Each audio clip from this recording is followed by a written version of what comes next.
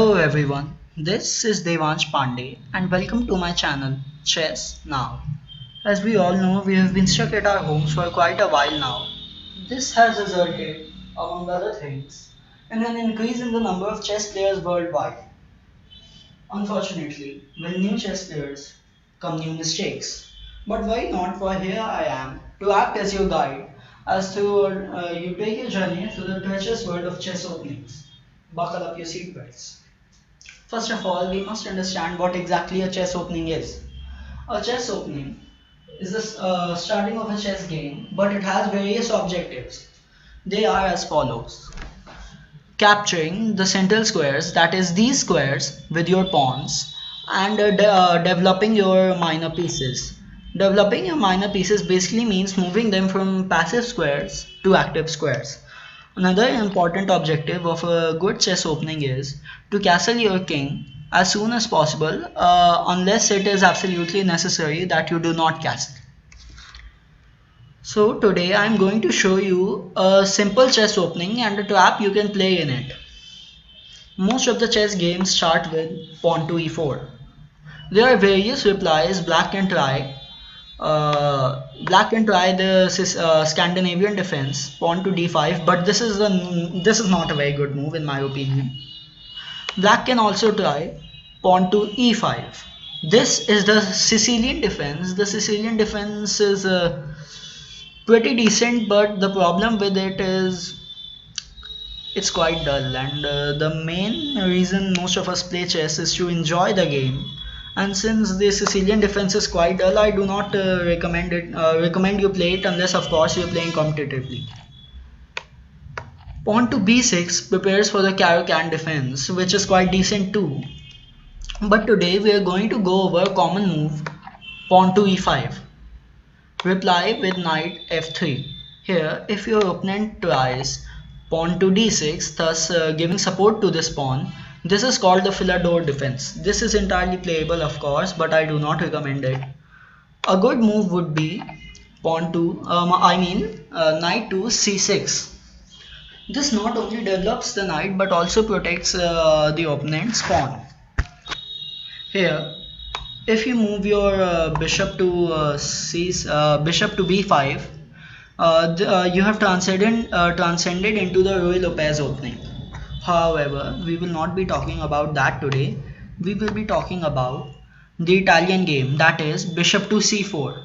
There are various replies here, but the move we are looking for is knight to f6, which is an extremely common move. And here now you can set up your trap by knight to g5. There is an immediate danger to the opponent's king. If the opponent does not pay attention, then he can lose either his queen or the rook. The opponent can of course try queen to e7 in order to prevent this fork, but this impediments the development of the opponent's black squared bishop. If the opponent tries rook to g8, you can simply give a check with your knight. The king cannot capture, for the knight is protecting the bishop. Once the king moves, you can simply take the rook. So a common move you will see more often than not is pawn to d5. We capture the pawn with our e4 pawn, and what happens next is based entirely on this particular move. If black moves his knight away, you should simply kick off the knight from this square, and I'll later explain for what reasons in my other videos. But what you'll often see is knight to d5, capturing the pawn. This is a grave blunder, and black is like almost gone here. You simply sacrifice your knight. Black captures with his king. Well, if black does not capture with his king and moves the queen away, you can simply capture the rook. But if black captures with his king, you can give a check with your queen. The worst possible move in this position is king to g8. If black does this, then he is well gone. There's nothing much he can do about it. So you capture the knight here. Black recaptures with his queen. You capture the queen with the bishop, giving a check to the king. The only way black can protect his king is by placing his bishop in front of yours. However, once you capture that bishop, it's checkmate and black has lost the game. So that's a very bad move, but you won't find many people who will be playing this move. Another move is another move is king to g6. This is an extremely foolish move. I don't know why someone would play this move. So commonly you may also see king to e8. You can simply capture the knight, thus balancing the game. You're up ahead a pawn. If black does not pay attention, then and play something like bishop to c5, as in this example, queen to f7 will simply be a checkmate. However, if black tries to save himself from this checkmate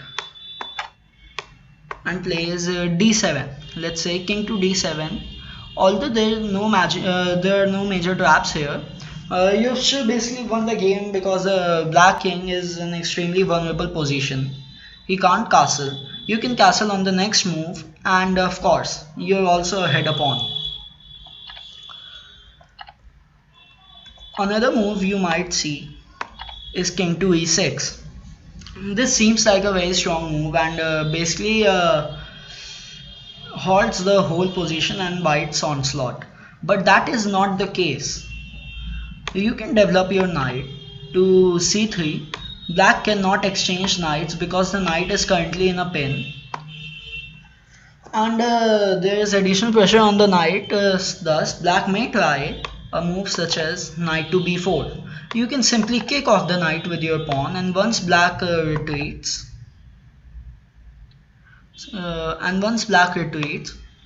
you can simply take with your bishop. This is a very bad position for the black king.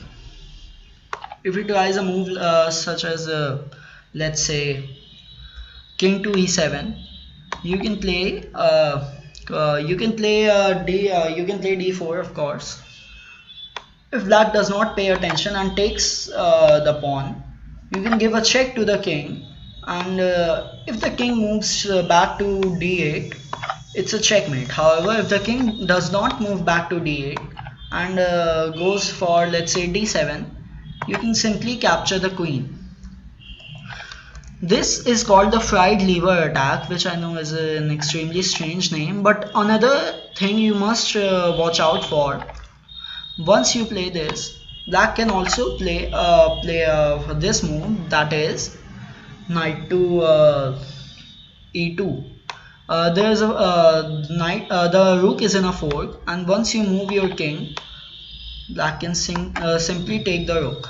However, this does not change the position very much because you can still continue your attack on black's king, and the rook was not very important in this position. This as I told you, is called the fried liver attack, and it comes from the Italian way of frying, well, the liver of an animal. It is called filagetto or something like that. Please forgive me if my pronunciation is wrong. The first documented use of this attack was done by someone, a certain Mr. Borgia. A certain Mr. Cesare, sorry, please forgive me, a certain Mr. Cesare, and it was first played in the early 16th century. This is an extremely nice move. However, there is another thing I am going to show you, and it is extremely short.